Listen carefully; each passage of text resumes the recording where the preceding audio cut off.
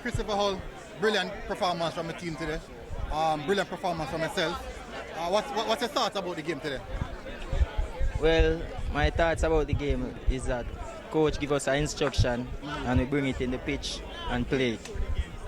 So definitely, what do you think about the occasion, a derby match? How important is it for you guys psychologically to get a win over Edwin and his team who we know will be coming for you guys?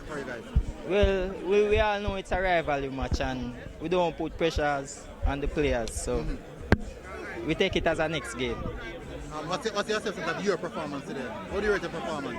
Well, I think I had a wonderful performance today, wonderful. Been saying I'm going to play good today because it's a rival match and I always want to do the best for my team. So I think I had a wonderful performance. Yeah, and to come at the Edwin Allen ground and to put in a performance like that, what does that say about you?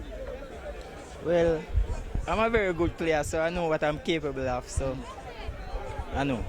More goals from Festival going forward? Yes, only more, you will see. All right, well done, yeah? Yeah.